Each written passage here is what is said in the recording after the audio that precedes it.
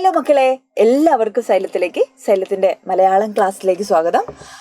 അപ്പോൾ ഇന്ന് നമ്മൾ മലയാളത്തിൽ പഠിക്കാൻ പോകുന്നത് നമ്മളുടെ ആദ്യത്തെ യൂണിറ്റാണ്. ആദ്യത്തെ യൂണിറ്റ് വളരെ കുറച്ച് സമയം കൊണ്ട് നമുക്ക് എങ്ങനെ പഠിക്കാൻ പറ്റും എന്നുള്ളതാണ് നമ്മൾ നോക്കാൻ പോകുന്നത്. അപ്പോൾ 4 പാഠഭാഗങ്ങളാണ് ആദ്യത്തെ യൂണിറ്റിലുള്ളത്.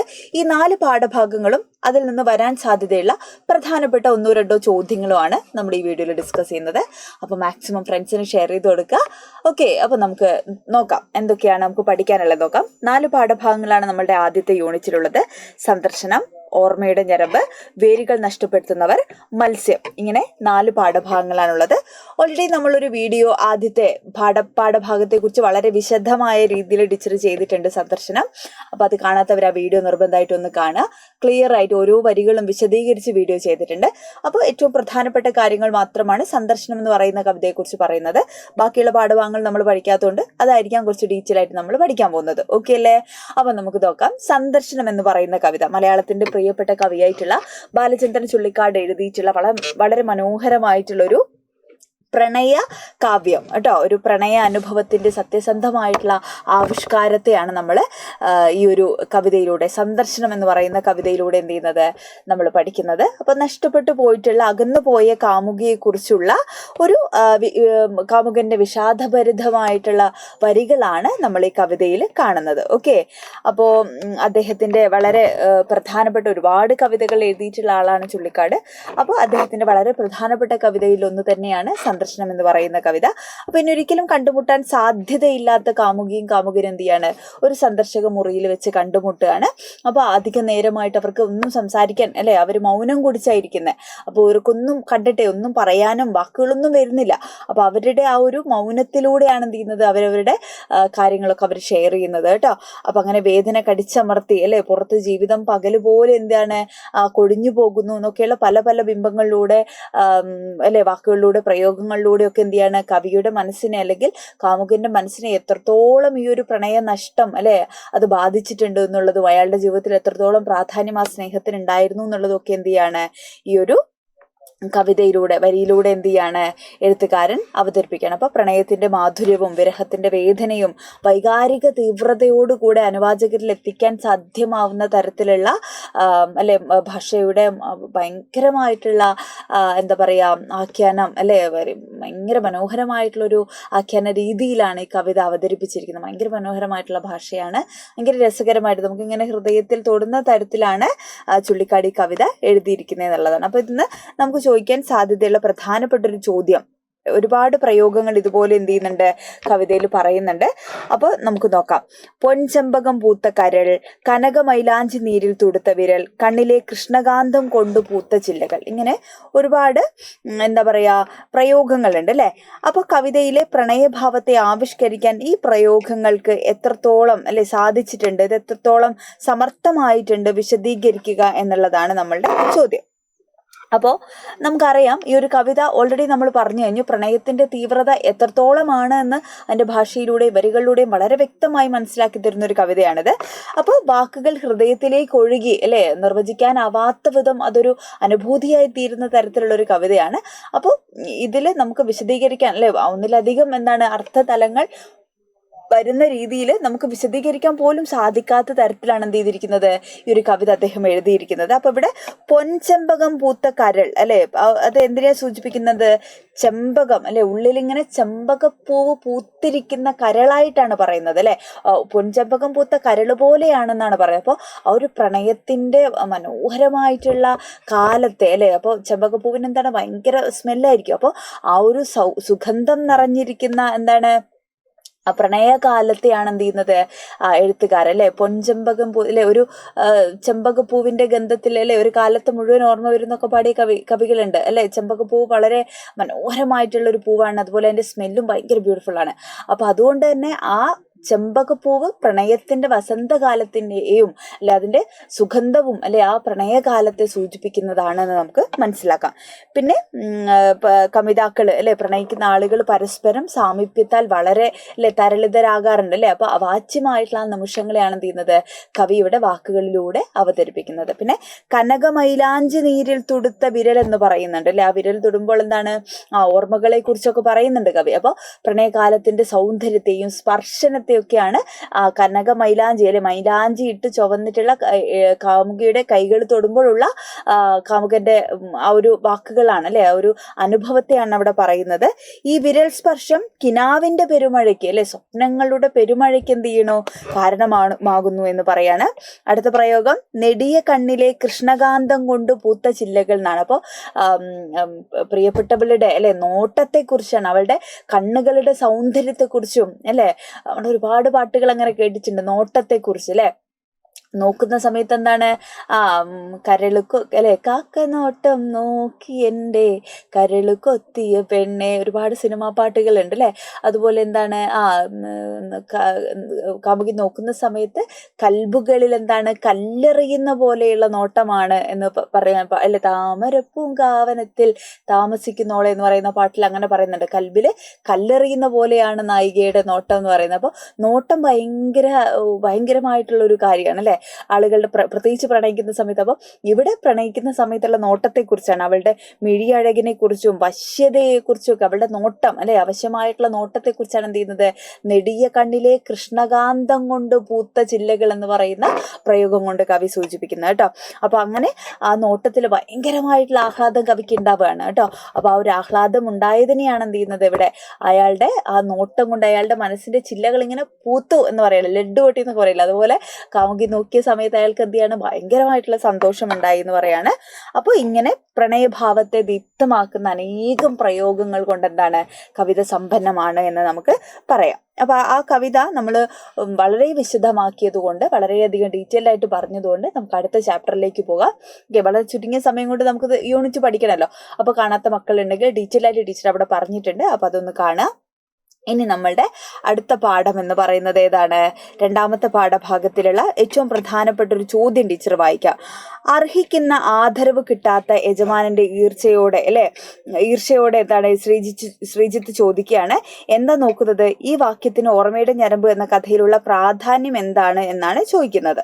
ഓക്കെ, അപ്പോൾ ഈ യാഥാസ്ഥിക കുടുംബ വ്യവസ്ഥിതിയിൽ ഭാര്യാഭർത്തൃ ബന്ധം ഉടമ അടിമ ബന്ധമായി മാറുന്നു എന്ന സൂചനയാണ് ഈ വാക്യം നൽകുന്നതെന്ന് പറയുന്ന ഒരു ചോദ്യമാണ് അല്ലെ. അപ്പോൾ ഈ ഒരു പാഠഭാഗം ഓർമ്മയുടെ ഞരമ്പ് എന്ന് പറയുന്ന പാഠഭാഗം എന്താണ് എന്നുള്ളത് നമുക്ക് ആദ്യം ഒന്ന് പഠിക്കാം. അപ്പോൾ ഓർമ്മയുടെ ഞരമ്പ് എന്ന് പറയുന്ന ഒരു കഥയാണ് കേട്ടോ.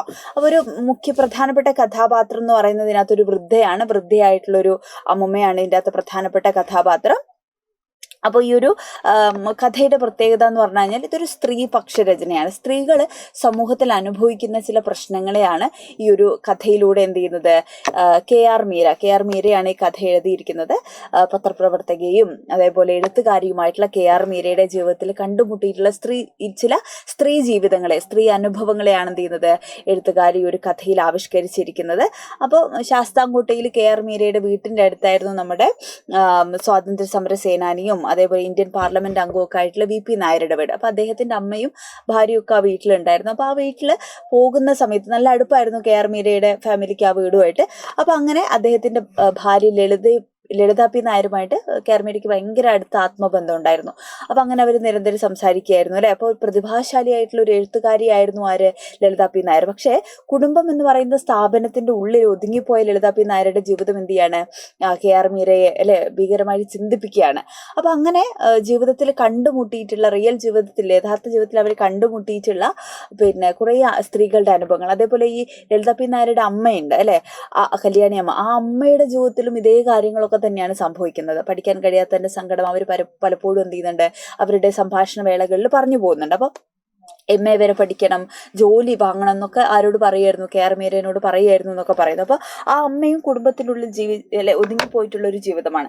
അപ്പൊ ഇങ്ങനെ നമ്മളുടെ ഒക്കെ കുടുംബത്തിനുള്ളിലേക്കൊക്കെ നോക്കുമ്പോൾ നമ്മൾ ഇത്തരത്തിലുള്ള കുടുംബജീവിതത്തിനുള്ളിൽ ഒതുക്കപ്പെട്ടു പോയിട്ടുള്ള ഒരുപാട് സ്ത്രീകളെ നമ്മൾ കാണും. അപ്പൊ പലപ്പോഴും സ്ത്രീകളാണ് എന്ത് ചെയ്യുന്നത് കുടുംബത്തിന് വേണ്ടി, കുട്ടികൾക്ക് വേണ്ടി, ഭർത്താക്കന്മാർക്ക് വേണ്ടി ഒക്കെ എന്ത് ചെയ്യുന്നത് കുടുംബത്തെ അല്ലെങ്കിൽ അവരുടെ സ്വപ്നങ്ങളെ, അവരുടെ ജോലി, പ്രൊഫഷൻ, ഇതൊക്കെ കരിയറൊക്കെ മാറ്റി വെക്കുന്നത്.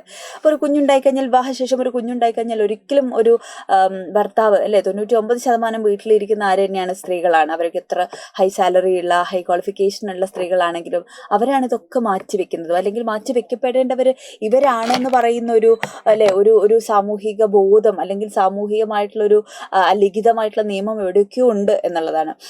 ഷാഹിന പിക്ക് എഴുതിയിട്ടുള്ളൊരു കഥയുണ്ട്. ചിത്രകാരി എന്ന് പറയുന്ന ഒരു കഥയാണ്. ആ കഥയില് ഫിസ എന്ന് പറയുന്ന ഒരു പെൺകുട്ടിയാണ് ആ കഥയിലെ പ്രധാനപ്പെട്ട കഥാപാത്രം. അപ്പോൾ ആ പെൺകുട്ടി വളരെ മനോഹരമായിട്ട് ചിത്രം വരയ്ക്കുന്ന ഒരു പെൺകുട്ടിയാണ്. അപ്പോൾ പെൺകുട്ടിയുടെ ഭർത്താവിൻ്റെ ഉമ്മ വിവാഹശേഷം അവളോട് പറയുന്നതാണ്, ഇതൊക്കെ ആണുങ്ങൾക്ക് പറഞ്ഞിരിക്കുന്ന പണിയാണ്. അതായത് ചിത്രം വരയ്ക്കുക, എഴുതുക, വായന എന്നൊക്കെ പറയുന്നത് ആണുങ്ങൾക്ക് പണിയാണ്. പെണ്ണുങ്ങളായാലും എന്ത് ചെയ്യണം? വരണം, കുട്ടികളെ നോക്കണം, ചോറും കറി ഉണ്ടാക്കണം, ഭർത്താവിനെ നോക്കണം. അപ്പോൾ സ്ത്രീകളുടെ ജോലി എന്ന് പറയുന്നത്, അല്ലെങ്കിൽ സ്ത്രീകളുടെ മേഖല എന്ന് പറയുന്നത് ഇതൊക്കെയാണ്. അല്ലാണ്ട് എഴുത്തും വായനയും വരയും എഴുത്തും ഒക്കെ ആരുടെ പണിയാണ്? പുരുഷന്മാർക്കുള്ളതാണ്. ഉമ്മ തന്നെ എന്ത് ചെയ്യുന്നുണ്ട്? വളരെ കൃത്യമായ രീതിയിൽ പറഞ്ഞു കൊടുക്കുന്നുണ്ട് ഫിസ എന്ന് പറയുന്ന പെൺകുട്ടിക്ക്. അപ്പോൾ ഇത് നമ്മളുടെ ജീവിതം തന്നെയാണ്. നമ്മളുടെ ജീവിതത്തിന്റെ ഉള്ളിലേക്ക്, നമ്മളുടെ വീട്ടിൻ്റെ അകത്തേക്ക് ചിലപ്പോൾ അമ്മമാരും ഉമ്മമാരും ഒക്കെ ഉണ്ടാവും ഇങ്ങനെയല്ല.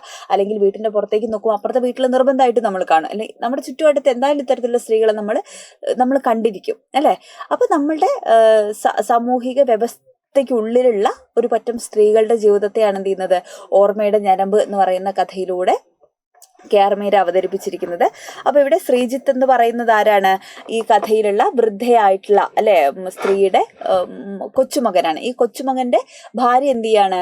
ഈ അമ്മൂമ്മനെ കാണാൻ വേണ്ടി അമ്മൂമ്മയുടെ മുറിയിലേക്ക് വരികയാണ്. അപ്പോൾ ഒരുപാട് സ്വപ്നങ്ങളും എഴുത്തുകാരിയും ഒരുപാട് ചിന്തകളും സ്വാതന്ത്ര്യ ബോധവും ഒക്കെ ഉണ്ടായിരുന്ന ഒരു അമ്മമ്മയായിരുന്നു ഈ വൃദ്ധയായ സ്ത്രീ. പക്ഷെ അവരുടെ ജീവിതത്തിന്റെ ഉള്ളിൽ എന്താണ്? വളരെ പാട്രിയാർക്കി പുരുഷ മേധാവിത്വം നിറഞ്ഞു നിൽക്കുന്ന ഒരു സാമൂഹ്യ വ്യവസ്ഥയ്ക്കുള്ളിൽ, ഒരു കുടുംബ പശ്ചാത്തലത്തിനുള്ളിലേക്ക് എത്തപ്പെട്ട ഈ അമ്മമ്മയ്ക്ക് വീട്, കുട്ടി, കുടുംബം എന്നത് മാത്രമേ അവരുടെ ജീവിതം മാറുകയാണ്. അവർക്ക് എഴുതാൻ നന്നായിട്ട് എഴുതുമായിരുന്നു. അവർ ആ ജീവിതത്തിൽ എഴുതിയിട്ടുള്ള 2-3 കഥകളാണ്. അത് ഭർത്താവിന്റെ വീട്ടുകാരും ആ വീട്ടിൽ ഇല്ലാതിരുന്ന സിറ്റുവേഷൻസിലാണ് എന്ത് ചെയ്തത്?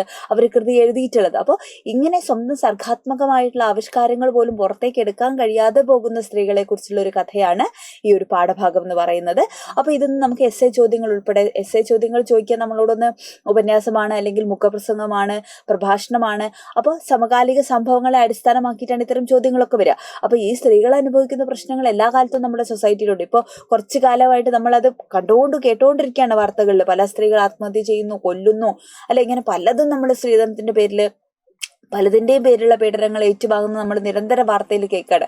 അപ്പോൾ അത്തരത്തിലുള്ളൊരു ചോദ്യം മേ ബി എന്ത് ചെയ്യാം? നമുക്ക് എസ്സേ ചോദ്യമായിട്ട് വരാൻ സാധ്യതയുള്ളൊരു ചോദ്യം കൂടെയാണ്. അപ്പോൾ പ്രധാനപ്പെട്ട ഒരു ചോദ്യമായിട്ട് കണ്ടിട്ട് വേണം ഈ ഒരു പാഠഭാഗം നമ്മൾ മനസ്സിലാക്കാൻ.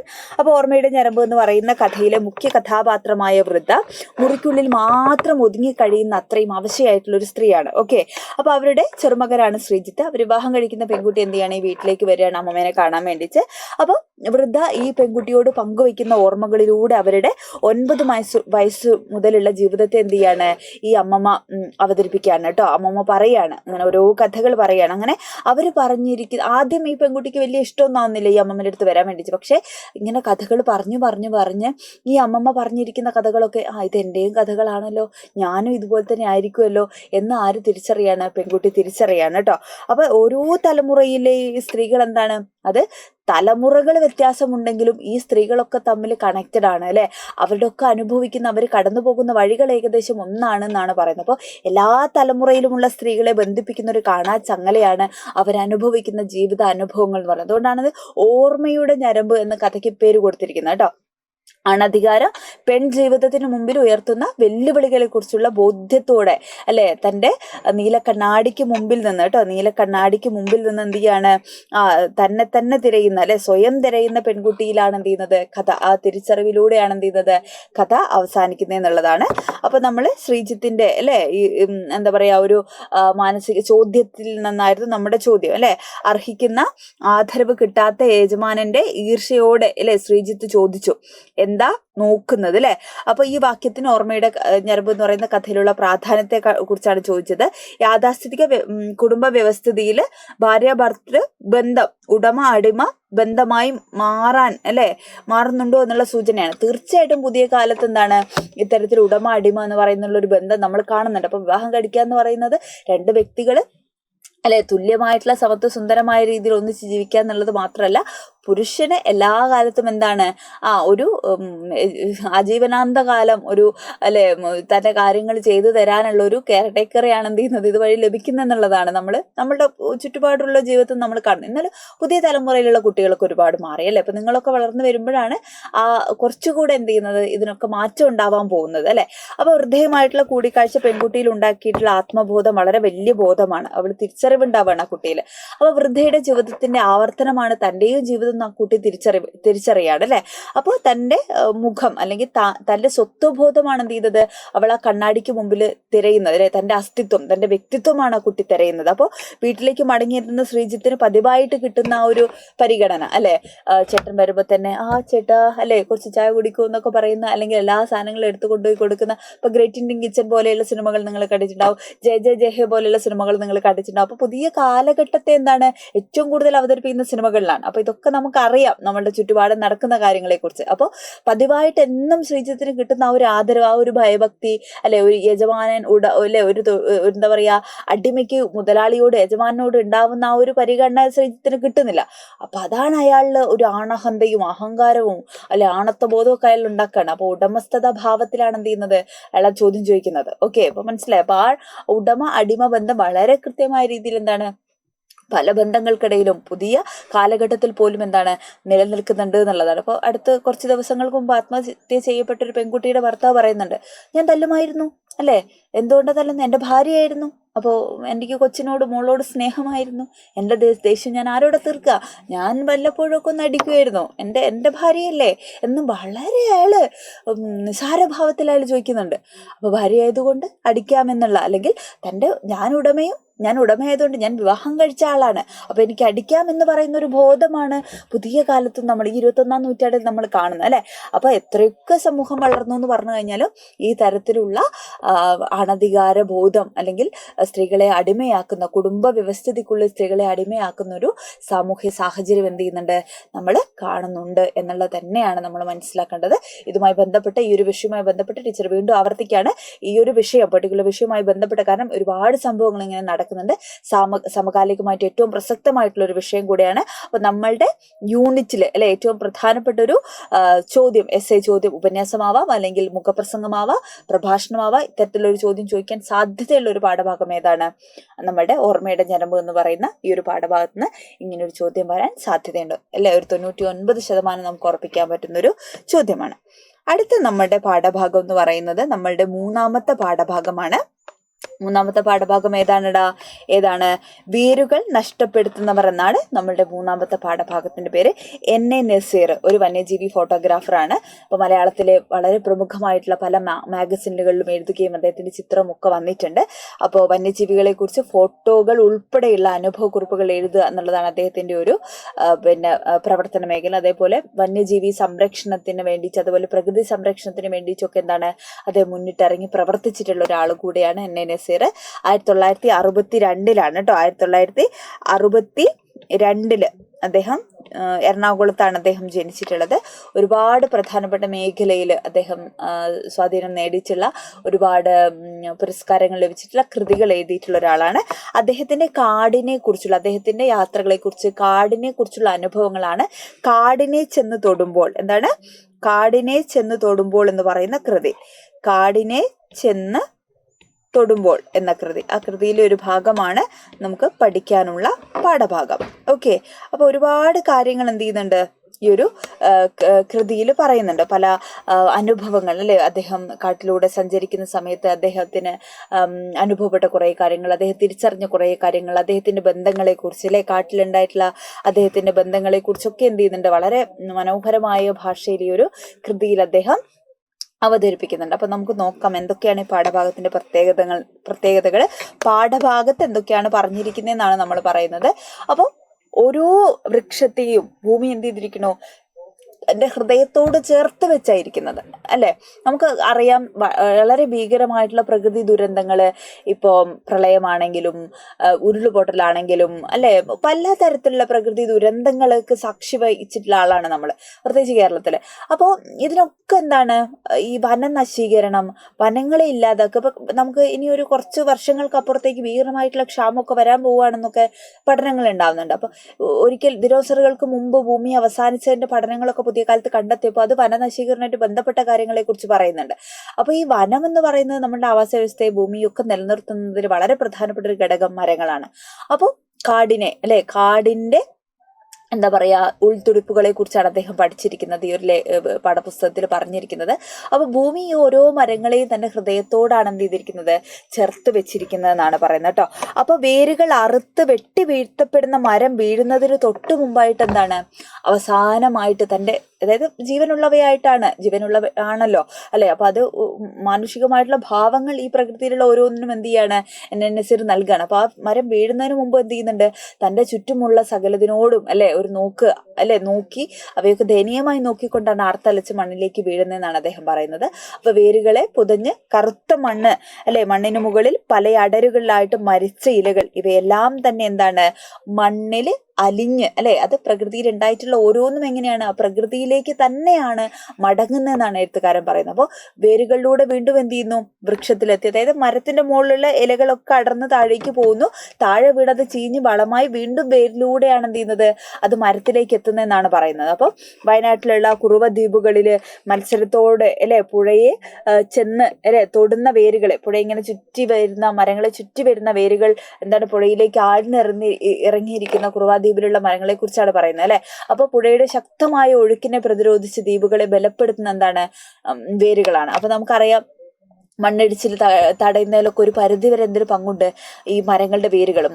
അത്രയും വാനംപുട്ടം നിൽക്കുന്ന മരങ്ങളാണ് നമ്മൾ കാണുന്നത്. പക്ഷെ അതിലും ഭീകരമായ രീതിയിൽ ആ മരങ്ങളെ, അത്രയും വലിയ മരങ്ങളെ നിലനിർത്തുന്ന എന്താണ്, നിങ്ങൾ 10ാം ക്ലാസ്സിൽ പഠിച്ചിട്ടുണ്ട് അല്ലെ.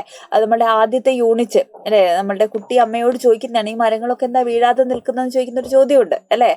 അപ്പൊ ആ അമ്മ പറഞ്ഞു കൊടുക്കുന്നത് എന്താണ്, എന്റെ വേരുകൾ ഉള്ളതുകൊണ്ടാണ്. അപ്പൊ നമ്മൾ ആലോചിച്ചിട്ടില്ലേ, ഈ തെങ്ങൊക്കെ എന്താണ്, അയ്യോ ഇത്രയും വലിയ തെങ്ങും മരമൊക്കെ എന്തായിരിക്കും വീഴാണ്ട് നിൽക്കുന്നത്, നമ്മൾ ആലോചിച്ചിട്ടില്ലേ, എന്തുകൊണ്ടാണ്, അതിശക്തമായ വേരുകൾ താഴെയുള്ളതുകൊണ്ടാണ്. ഈ വേരുകളൊക്കെ മുറിക്കപ്പെടുമ്പോഴാണ് എന്ത് ചെയ്യുന്നത്, നമ്മൾ ഈ പറയുന്ന പോലെ ഉരുളുപൊട്ടലും ഭീകരമായിട്ടുള്ള ദുരന്തങ്ങളൊക്കെ ഉണ്ടാകുന്നത്. ഇപ്പൊ പല സ്ഥലത്തും കാടുകൾ കയ്യേറി റിസോർട്ടുകളും അല്ലെ, മനുഷ്യൻ കാട്ടിന്റെ ഉള്ളിലും വരെ എന്ത് ചെയ്യാൻ തുടങ്ങി, തന്റെ ആധിപത്യം സ്ഥാപിക്കാൻ തുടങ്ങി അല്ലെ. അപ്പൊ അതുകൊണ്ട് തന്നെ അതിന്റെ ഒക്കെ ഭവിഷ്യത്തുകൾ എന്ത് ചെയ്യുന്നു, നമ്മൾ തന്നെ അനുഭവിക്കുന്നു. ഓക്കെ, അപ്പൊ മണ്ണൊലിപ്പ് തടയുന്നതിലും ഉരുളുപൊട്ടൽ തടയുന്നതിലൊക്കെ മണ്ണിനെ നിലനിർത്താൻ മരങ്ങൾ പങ്കുവഹിക്കുന്നുണ്ട്. ഈ മരങ്ങൾ വേരോട് അറുത്ത് കഴിയുമ്പോൾ എന്ത് ചെയ്യാണ്, അതിന്റെ നിലനിൽപ്പ് തന്നെ എന്ത് ചെയ്യാണ്, ഭീഷണിയിലാവുന്നു എന്നുള്ളതാണ് നമ്മൾ മനസ്സിലാക്കേണ്ടത്. ഓക്കെ, അപ്പൊ ഇതും നേരത്തെ ഓർമ്മയുടെ ഞരമ്പിനെ പറഞ്ഞതുപോലെ തന്നെ പാരിസ്ഥിതിക പ്രശ്നങ്ങൾ എന്താണ്, വളരെ പ്രധാനപ്പെട്ട പ്രശ്നമാണ് നമ്മുടെ നിലവിലുള്ള സാമൂഹ്യ വ്യവസ്ഥയ്ക്കുള്ളിൽ. അപ്പൊ അതുകൊണ്ട് അത്തരത്തിലുള്ള ഒരു ചോദ്യം അല്ലെ, ചിലപ്പോൾ ഉപന്യാസം ചോദിക്കുന്നതിനെ കുറിച്ചായിരിക്കാം, ഈ ഒരു പാഠഭാഗത്തു നിന്ന് നമുക്ക് ചോദിക്കാൻ സാധ്യതയുള്ള പരിസ്ഥിതിയെ കുറിച്ചായിരിക്കാം, ചിലപ്പോൾ പരിസ്ഥിതി ചൂഷണമായിരിക്കാം അല്ലെ, പ്രകൃതി ദുരന്തമായിരിക്കാം. അത്തരത്തിലുള്ള ഒരു ചോദ്യം എന്താണ്, നമ്മൾ പ്രതീക്ഷിക്കേണ്ട ഒരു ചോദ്യമാണ് അല്ലെ. പിന്നെ കാട് ചുറ്റി വരുന്ന പുഴയുടെ കഥകൾ വേരുകൾ വൃക്ഷങ്ങൾക്ക് കൈമാറുന്നുണ്ടാകാം എന്ന് പറയണം. അതായത് പ്രകൃതികൾ തമ്മിലുള്ള എന്താണ്, രഹസ്യങ്ങളുടെ കൈമാറ്റം അല്ലെ, അത്രയും മനോഹരമായ ബന്ധത്തെ കുറിച്ചാണ് എന്ത് ചെയ്യുന്നത് ഇവിടെ സൂചിപ്പിക്കുന്നത്. പിന്നെ വലിയ ചീനി വൃക്ഷങ്ങളെ കുറിച്ചൊക്കെ പറയുന്നുണ്ട്. അപ്പോൾ ചെമ്പന്റെയും കുമാരന്റെയും കൂടെ തേൻ നോക്കാൻ ഷോളയാർ കാടുകളിൽ അലഞ്ഞു തിരിഞ്ഞു നടന്നത് ഓർമ്മയിൽ ഉണരുന്നു പറയണം. അപ്പൊ കാടിനെ അറിഞ്ഞ, കാട്ടിൽ ജീവിക്കുന്ന മനുഷ്യരോടൊപ്പമുള്ള സൗഹൃദങ്ങൾ എന്ത് ചെയ്തിട്ടുണ്ട്, ഒരുപാട് വിവരങ്ങൾ അല്ലെ, ഒരുപാട് അനുഭവങ്ങൾ എന്ത് ചെയ്തിട്ടുണ്ട്, അതിനനുസരിച്ച് സമ്മാനിച്ചിട്ടുണ്ടെന്ന് പറയാണ്. പിന്നെ ഒരുപാട് കാര്യങ്ങൾ അല്ലെ പാഠപുസ്തകത്തില്, കാട്ടുകൂവ ഇലകൾ വിരിച്ച് മരത്തിന്റെ താഴെ ഇങ്ങനെ കിടക്കുന്ന സമയത്താണ് മരം എത്രത്തോളം മേലെയാണ് അല്ലെ എന്ന് മനസ്സിലാവുന്നു എന്നുള്ളതും അല്ലെ. ആ കിടപ്പിലാണ് വൃക്ഷത്തിന്റെ ഉയരം നമുക്ക് കണ്ണിന് മനസ്സിലാവുന്നുണ്ട്. ഓരോ വൃക്ഷവും വേരിലൂടെ ആകാശത്തോളം ഉയർന്നു നിൽക്കുന്നത്.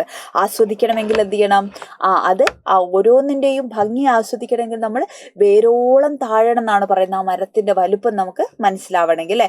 പിന്നെ ഭൂമിയിലൂടെ ആകാം അല്ലെ, ഭൂമിക്ക് വേരുകളിലൂടെ ആവാം ആകാശം തൊടാനാകുന്നെന്ന് പറയുന്നു. അനേകം ജന്തുജാലങ്ങൾക്ക് ജീവിക്കാനുള്ള ലോകം ഈ വേരുകൾ തീർക്കുന്നുണ്ടാവുന്നതാണ് പറയുന്നത് അല്ലെ. വളരെ സൂക്ഷ്മ ജീവികൾ ഉൾപ്പെടെ, ഇപ്പൊ പക്ഷികളാണെങ്കിലും മൃഗങ്ങൾക്കാണെങ്കിലും തണലും ഷെൽട്ടറും ഒക്കെ ആയിട്ട് എന്ത് മാറുന്നുണ്ട്, ഓരോ മരവും മാറുന്നുണ്ട് എന്നുള്ളതാണ്. പിന്നെ കാട്ടുവൃക്ഷ വേരുകളെ തഴുകി ഒഴുകുന്ന അരുവികൾ മുങ്ങി ഉയരുമ്പോൾ കാടിന്റെ മുഴുവൻ ഊർജ്ജവും എന്ത് ചെയ്യുന്നു, മനസ്സിലേക്കും ശരീരത്തിലേക്കും എത്തുന്നു എന്ന് പറയാണ്. അപ്പോൾ ജീവനില്ലാത്ത മിനറൽ വാട്ടറിൽ അല്ലെ, എന്നെങ്കിലും നമ്മൾ വിചാരിച്ചോ ഈ കുപ്പിയിലൊക്കെ വെള്ളമാക്കി കുടിക്കേണ്ടി വരും, പൈസ കൊടുത്ത് വെള്ളം വാങ്ങി കുടിക്കേണ്ടി വരും എന്നുള്ള അവസ്ഥ നമ്മൾ തിരിച്ചറിഞ്ഞു. ഇപ്പൊ ഇതൊരു കോമൺ ആയിട്ടുള്ള കാര്യമാണ്. നാളെ ഇതുപോലെ നമ്മൾ ചിലപ്പോൾ മരങ്ങളൊക്കെ വെട്ടി വെട്ടി നശിപ്പിച്ച് കഴിയുമ്പോൾ ഓക്സിജനും ഇതുപോലെ എന്ത് ചെയ്യേണ്ടി വരുമായിരിക്കും, പൈസ കൊടുത്ത് വാങ്ങിയിട്ട് ശ്വസിക്കേണ്ട അവസ്ഥ ഗതികേട് നമുക്ക് ചിലപ്പോൾ വരും അല്ലെ. അപ്പൊ ഇങ്ങനെ ഈ ജീവനില്ലാത്ത വെള്ളം നമ്മൾ കുപ്പിവെള്ളം കുടിച്ച് നമ്മൾക്ക് ഒരിക്കലും എന്ത് ചെയ്യില്ല, ഈ ശുദ്ധമായിട്ടുള്ള ജലത്തിന്റെ ആ ഒരു ടേസ്റ്റിനെ കുറിച്ചോ അതിന്റെ ഒരു അനുഭൂതിയെ കുറിച്ചൊന്നും നമുക്ക് മനസ്സിലാക്കാൻ സാധിക്കില്ല എന്നാണ് എഴുത്തുകാരൻ പറയുന്നത്. ഇനി നമുക്ക് ഇതിലുള്ള പ്രധാനപ്പെട്ട എന്താണ് ചോദ്യങ്ങൾ നമുക്ക് നോക്കാം അല്ലെ. 1-2 ചോദ്യങ്ങൾ, പാഠഭാഗം ഏകദേശം മക്കൾക്ക് ക്ലിയർ ആയില്ലേ. നമുക്ക് ഏകദേശം പ്രധാനപ്പെട്ട ചോദ്യങ്ങൾ നമുക്ക് നോക്കാം. ഓരോ വൃക്ഷവും വേരുകളിലൂടെ ആകാശത്തോളം ഉയർന്നു നിൽക്കുന്നത് ആസ്വദിക്കണമെങ്കിൽ നാം വേരുകൾക്കൊപ്പം ഭൂമിയോളം താഴണം. കാട് നൽകുന്ന ജീവിത പാഠങ്ങൾ എന്തൊക്കെയാണെന്നുള്ളതാണ് ആദ്യത്തെ നമ്മുടെ ചോദ്യം അല്ലെ. അപ്പൊ ആകാശത്തെ തൊടാനായിരുന്ന വൃക്ഷത്തിന്റെ കരങ്ങൾ മാത്രം, അതായത് വൃക്ഷ തലപ്പുകൾ മാത്രമാണ് നമ്മൾ എന്ത് ചെയ്യുന്നത്, ആദ്യം നമ്മൾ കാണുന്നത് അല്ലെ. അതിനടിസ്ഥാനമായിട്ടുള്ള എൻ്റെ ബലിഷ്ഠമായിട്ടുള്ള വേരുകളെ നമുക്ക് കാണാൻ കിട്ടൂല. അപ്പൊ മനുഷ്യന് ഭൂമി കയ്യെത്തും ദൂരത്തും ആകാശം അകലത്തുമാണ്. അപ്പൊ അവന്റെ അടങ്ങാത്ത ആഗ്രഹങ്ങളുടെ ലോകമാണ് അതല്ലേ. അപ്പൊ ആകാശം തൊടാൻ ആർക്ക് സാധിക്കുന്നു, വൃക്ഷങ്ങളുടെ ശിഖരങ്ങൾക്ക്, വൃക്ഷ തലപ്പുകൾക്ക് സാധിക്കാണ്. വേരുകളുടെ ഉറപ്പാണ് എന്ത് ചെയ്യുന്നത്, മരത്തെ മാനത്തോളം എത്തിക്കുന്നത്. അത്ര ശക്തമായ വേരുകൾ താഴെ ഉള്ളോണ്ടല്ലടാ അതിന് ഉയരം അല്ലെ, അത്രയും ഉയരത്തിൽ വളരാനാവുന്നത്. അപ്പൊ ആകാശം തൊടുന്ന ചില്ലകൾ കാണുന്ന നാം അവയ്ക്കപ്പുറം വളവുമേകുന്ന അല്ലെ, അവയ്ക്ക് ഉറപ്പും വളവും അല്ലെ, ആ നിലനിൽപ്പിന് ആധാരമായിട്ടുള്ള വേരുകൾ എന്ത് ചെയ്യുന്നില്ല, കാണുന്നില്ല എന്ന് മാത്രമല്ല എന്നെ മറക്കുകയും ചെയ്യുന്നു അല്ലെ. അപ്പൊ മണ്ണിനാഴങ്ങളിൽ ഊർന്നിറങ്ങി വൃക്ഷങ്ങളുടെ നിലനിൽപ്പിന് ഉറപ്പ് നൽകുന്ന വേരുകളെയും അറിയാൻ കഴിഞ്ഞെങ്കിൽ മാത്രമാണ് എന്ത് ചെയ്യുന്നത്, ആ വൃക്ഷങ്ങളുടെ മഹത്വം മനസ്സിലാക്കാൻ സാധിക്കുള്ളൂ. അപ്പൊ അതുകൊണ്ടാണ് നമ്മൾ ആ വൃക്ഷത്തിന് മനസ്സിലാവണമെങ്കിൽ എന്ത് ചെയ്യണം, അതിന്റെ വേരിൽ നമ്മൾ തുടങ്ങണമെന്ന് NNSR പറഞ്ഞിരിക്കുന്നു അല്ലെ. അപ്പൊ അവനവന്റെ വേരുകളെ പോലും മറക്കുന്ന മനുഷ്യന് പ്രകൃതിയെ ചൂഷണം ചെയ്യാൻ യാതൊരു മടിയും ഉളുപ്പില്ലാത്ത കാലാണ്. ഒന്നും ചിന്തിക്കില്ല, നാളെയുടെ ഭവിഷ്യത്തുകളെ കുറിച്ച് ഒന്നും ആലോചിക്കാണ്ടാണ് എന്ത് ചെയ്യുന്നത്, തന്റെ തന്നെ വേരിന് കത്തിവെക്കുന്ന പോലെയാണ് കാടിനെ ഇല്ലാണ്ടാക്കിക്കൊണ്ടിരിക്കുന്നത് അല്ലെ. അപ്പൊ എല്ലാ ജീവികളുടെയുമാണ് ഭൂമി അല്ലെ. പക്ഷെ മനുഷ്യന്റെ വിചാരം എന്താണ്, ഇത് മനുഷ്യന് മാത്രം അവകാശമുള്ളതാണ്, ഇത് മനുഷ്യന്റെ മാത്രം ഇടമാണ് എന്നുള്ള തരത്തിലാണ് മനുഷ്യൻ പലപ്പോഴും പെരുമാറുന്നത് അല്ലെ. അപ്പൊ അലിവിന്റെയും ആഴങ്ങൾ കണ്ടെത്താൻ, ആർദ്രതയുടെ ആഴങ്ങൾ കണ്ടെത്താൻ നമുക്ക് സാധിക്കണമെങ്കിൽ ഈ എന്താ പറയാ ആവാസ വ്യവസ്ഥ അല്ലെങ്കിൽ ഈ ഒരു പ്രകൃതി എന്ന് പറയുന്നത് എല്ലാ ജീവജാലങ്ങൾ, സൂക്ഷ്മജീവിയാവട്ടെ, മൃഗങ്ങളാവട്ടെ, പക്ഷികളാവട്ടെ, എല്ലാ ജന്തുജാലങ്ങൾക്കും ഒരുപോലെ അവകാശപ്പെട്ടതാണെന്ന് തിരിച്ചറിയുമ്പോഴാണ് അല്ലെ. അപ്പൊ അങ്ങനെ തിരിച്ചറിയുമ്പോൾ മാത്രമാണ് പ്രകൃതിയെ സ്നേഹിക്കാനും അതിന്റെ മഹത്വം തിരിച്ചറിയാനും ഒക്കെ നമുക്ക് പറ്റുന്നത്. അപ്പൊ കാട് തരുന്ന പാഠങ്ങൾ എന്താണ്, വളരെ വലുതാണ് അല്ലെ. അപ്പൊ വേര് അറുക്കുന്നവരെന്താണ്, നാശത്തിന്റെ പാത നമ്മൾ കണ്ടു കഴിയാണ് അല്ലെ. ഓരോന്നും എന്ത് ചെയ്യുന്നു, നമ്മൾ വളരെ വ്യക്തമായ രീതിയിൽ എന്ത് ചെയ്യുന്നു, കണ്ട് മനസ്സിലാക്കിക്കൊണ്ടിരിക്കുന്ന കാലത്ത് കൂടെയാണ് നമ്മൾ ജീവിക്കുന്നത് എന്നുള്ളതാണ്. മറ്റൊരു ചോദ്യം, ഈ ഇലയടരുകളെല്ലാം തന്നെ അങ്ങ് താഴെയുള്ള വേരുകൾ തേടി ചെല്ലുകയാണ്. അതായത് മേലെയുള്ള ഇലകളൊക്കെ താഴേക്ക് പോവാണ് അല്ലെ. എന്തിന്, വേരുകളിലൂടെ വീണ്ടും വൃക്ഷത്തിലെത്തി പുനർജനിക്കാൻ വേണ്ടി. പ്രകൃതിയുടെ ഈ ചാക്രികത അല്ലെ, ഈ ഒരു ചാക്രികതയെ കുറിക്കുന്ന ഈ അഭിപ്രായം അല്ലെ, നിങ്ങളുടെ അഭിപ്രായം എന്താണ്, ഇതൊരു മനുഷ്യ ജീവിതത്തിലെ സൂചകമായി മാറുന്നുണ്ടോ എന്നുള്ളതാണ് ചോദ്യം.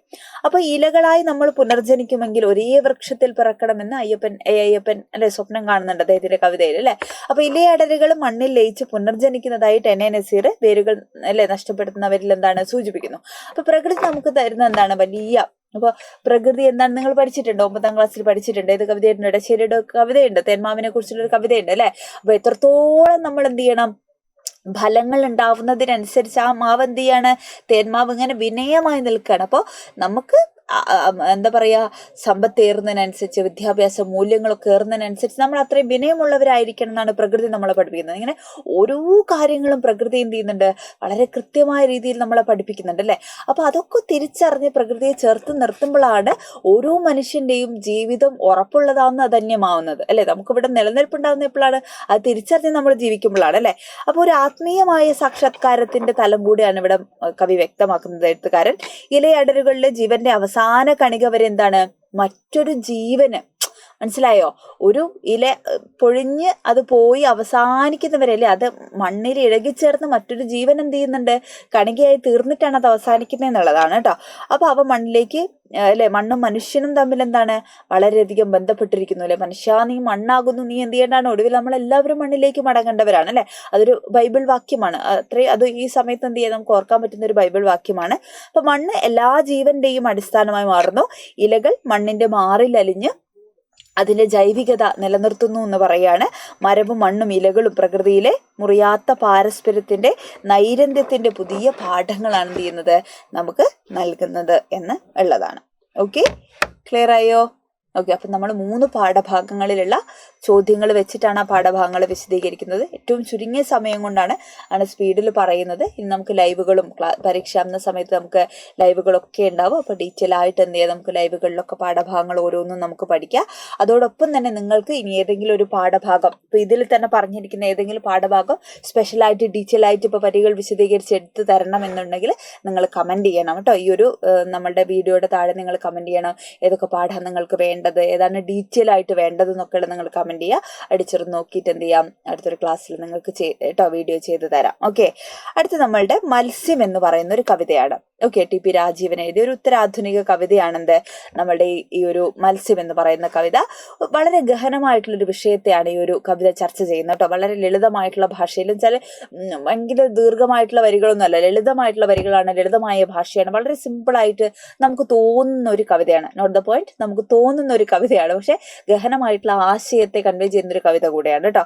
ഇവിടെ നമ്മൾ മനസ്സിലാക്കേണ്ട കാര്യം, ഈ കവിതയിൽ കടലിനെ കുറിച്ച് പറയുന്നുണ്ട്, മീനുകളെ കുറിച്ചൊക്കെ പറയുന്നുണ്ട്. ഇത് കടലും മീനും മാത്രമല്ല, ഇവിടെ കടൽ എന്ന് സൂചിപ്പിക്കുന്ന ആരെയാണ്, ലോകമാണ്. കടൽ ഈസ് ഈക്വൽ ടു ലോകം എന്ന് ടീച്ചർ എഴുതിയിട്ടുണ്ട്.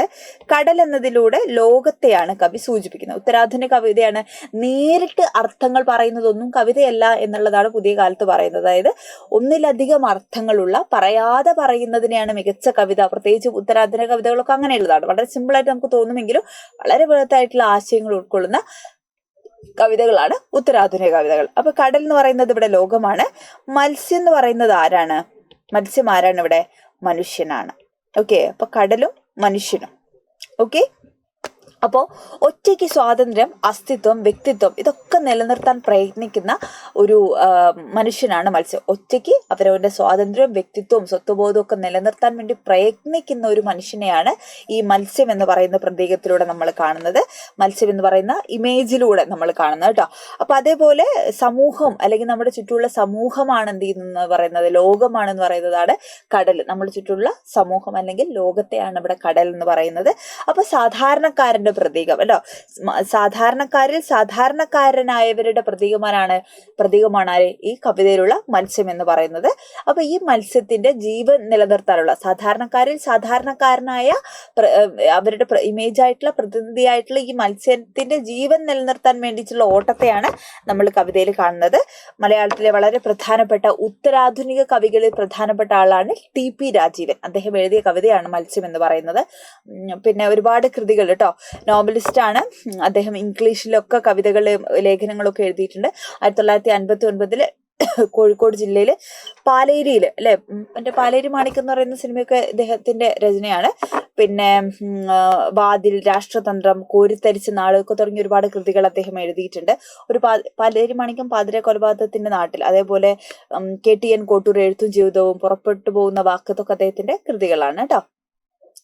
അപ്പോൾ കടലിനെയും മത്സ്യത്തെയും പ്രതീകമാക്കി മനുഷ്യന്റെ അതിജീവന തന്ത്രങ്ങളെ ആവിഷ്കരിക്കുന്ന അല്ലെ, മനുഷ്യനെയും അതേപോലെ കടലിനെയും മത്സ്യത്തെയും പ്രതീകമാക്കി മനുഷ്യന്റെ അതിജീവന തന്ത്രങ്ങളെ ആവിഷ്കരിക്കുന്ന, മനുഷ്യന്റെ നിലനിൽപ്പിനെ ആവിഷ്കരിക്കുന്ന കവിതയാണ് മത്സ്യം എന്ന് പറയുന്ന കവിത.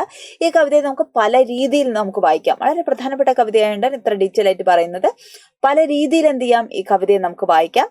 ഏത് ചെറുത്തുനിൽപ്പിനെയും ഇല്ലായ്മകളെയും അതിജീവിച്ച് അല്ലെ, അതിനുള്ള വിദ്യകൾ കണ്ടെത്തുന്ന പുതിയ ലോകക്രമം എന്ത് ചെയ്തിട്ടുണ്ട്, നമ്മുടെ മുമ്പിലുണ്ട് അല്ലെ. അപ്പൊ അതിൽ നിന്ന് രക്ഷപ്പെടുക എന്ന് പറയുന്നത് എന്തല്ല, അത്ര എളുപ്പമല്ല അല്ലെ. നമ്മൾ എവിടെയെങ്കിലുമൊക്കെ നമ്മൾ കുടുങ്ങിപ്പോവും. അപ്പോൾ കടൽത്തിരെ എത്ര ശ്രമിച്ചിട്ടും മണൽത്തരിയോളം പോകുന്ന ഈ കുഞ്ഞു മത്സ്യത്തിനെ പിടിക്കാനാവുന്നില്ല. അത് എങ്ങനെയെങ്കിലുമൊക്കെ എന്ത് ചെയ്യാണ്, കഴിച്ചലായി പോവാണ് അല്ലെ. അപ്പോൾ മത്സ്യത്തെ ഇല്ലായ്മ ചെയ്യാൻ ഒരു തരത്തിലും ഈ തിരമാലകൾക്കോ കടലിനോ സാധിക്കുന്നില്ല. അപ്പോൾ നിലനിൽപ്പിന് വേണ്ടി മരിക്കാതിരിക്കാനുള്ള പോരാട്ടത്തിലാണ് ആര്? മത്സ്യം, അല്ലെ? അപ്പൊ അത് പൊരുതിക്കൊണ്ടേയിരിക്കുകയാണ്, അല്ലെ? അപ്പൊ കടൽത്തിരയെ കീഴടക്കാനോ അല്ലെങ്കിൽ അതിന്റെ മുകളിൽ ആധിപത്യം സ്ഥാപിക്കാനോ ഒന്നും ആരും ശ്രമിക്കുന്നില്ല, മത്സ്യം ശ്രമിക്കുന്നില്ല. അത് ജീവനം കൊണ്ട് ഓടി രക്ഷപ്പെടാനാണ് ശ്രമിക്കുന്നത്, അല്ലെ? അപ്പൊ മനുഷ്യന്റെ സ്വാതന്ത്ര്യത്തെ, അവന്റെ വ്യക്തിത്വത്തെ അല്ലെങ്കിൽ അവന്റെ സ്വത്വബോധത്തെ ഒക്കെയാണ് ഈ മത്സ്യം പ്രതിനിധാനം ചെയ്യുന്നത്. മനസ്സിലായോ? അതായത് ചെറുതുകളുടെ, മാറ്റി നിർത്തപ്പെട്ട ആളുകളുടെ, അരികുവൽക്കരിക്കപ്പെട്ട സ്ത്രീകളുടെ, ഇങ്ങനെ സമൂഹത്തിൽ ഒരുപാട് ആളുകളുണ്ട്, അല്ലെ? മാറ്റി നിർത്തപ്പെട്ട ഒരുപാട് വിഭാഗങ്ങളുണ്ട്. ഇവയുടെ ഒക്കെ പ്രതീകമാണ് ആക്ച്വലി ആര്? നമ്മളുടെ ഈ മത്സ്യം എന്ന് പറയുന്നത്, കേട്ടോ. അപ്പൊ ഒരു പ്രലോഭനങ്ങളിലും വീഴാത്ത സ്വാതന്ത്ര്യ ബോധമാണ് ഇവിടെ മത്സ്യത്തിന്റെ കരുത്തായി മാറുന്നത്. ലോകം മുഴുവൻ തനിക്കെതിരെ തിരിയുമ്പോഴും എല്ലാറ്റിൽ നിന്നും രക്ഷപ്പെട്ട് ഒരു പുതിയ വ്യവസ്ഥ കെട്ടിപ്പടുത്താൻ വേണ്ടി തുനിയുന്ന മത്സ്യം ഒരു പ്രായോഗിക മതിയോ അല്ലെങ്കിൽ പ്രായോഗിക മെതിയൊക്കെയായിട്ട് നമുക്ക് എന്ത് ചെയ്യാൻ പറ്റും? കാണാൻ പറ്റും. അങ്ങനെ ചെറുതുകളുടെ, മാറ്റി നിർത്തപ്പെട്ട സ്ത്രീകളാവാം, സാധാരണക്കാരാവാം, ജാതിയിൽ താഴ്ന്ന ആളുകളായിരിക്കാം, ഇങ്ങനെ ചെറിയ മനുഷ്യർ, സമൂഹത്തിലെ ഏറ്റവും നിസ്സാരരെന്ന് നമ്മൾ പറയുന്ന മനുഷ്യരുടെ പ്രതീകമാണ് മത്സ്യം എന്ന് പറയുന്ന. നിലനിൽപ്പിന് വേണ്ടിയിട്ടുള്ള അതിന്റെ ജീവനം കൊണ്ടുള്ള ഓട്ടമാണ് ഈ കവിതയിൽ നമ്മൾ കാണുന്നത്. അപ്പൊ നമുക്ക് എന്ത് ചെയ്യാം? പ്രധാനപ്പെട്ട 2 ചോദ്യങ്ങൾ, ഈ പാഠഭാഗത്തിലുള്ള ചോദ്യങ്ങൾ നമുക്ക് നോക്കാം. പാർശ്വവൽക്കരിക്കപ്പെട്ട ഒരു ജനതയെ മത്സ്യം പ്രതിനിധാനം ചെയ്യുന്നുണ്ടോ? ഇങ്ങനെ പല രീതിയിൽ ചോദ്യങ്ങൾ വരും, കേട്ടോ. അപ്പൊ തീർച്ചയായും പുതിയ കാലത്തെ യാഥാർത്ഥ്യങ്ങളിലേക്ക് നമ്മളെ നയിക്കുന്ന ഒരു കവിത തന്നെയാണ് മത്സ്യം എന്ന് പറയുന്ന കവിത. അപ്പൊ ഇവിടെ ഇരകളുടെ എണ്ണം, അല്ലെ, വർദ്ധിച്ചുകൊണ്ടിരിക്കുന്ന ഒരു സമൂഹത്തെയാണ് നമ്മൾ അഭിമുഖീകരിക്കുന്നത്, അല്ലെ? പരുന്തിന്റെ കണ്ണുകള്, ചൂണ്ടക്കൊളുത്ത്, ചതിക്കുഴികളില്, അല്ലെ, കാത്തിരിക്കുന്നവര്. അപ്പൊ ഇങ്ങനെ ഒരുപാട് തരത്തിലുള്ള, ഇപ്പൊ ഇന്റർനെറ്റ് പോലെ എന്തൊക്കെ ചതിക്കുഴികൾ നമ്മളെ ചുറ്റുമുണ്ട്, പലതരത്തിലുള്ള ചതികളുണ്ട്, അല്ലെ? അപ്പൊ അതിലൊന്നും പെട്ടുപോകാതെ സാധാരണക്കാരായിട്ടുള്ള ആളുകൾ എന്ത് ചെയ്യാണ്? രക്ഷപ്പെട്ടു പോവാണ്, അല്ലെ?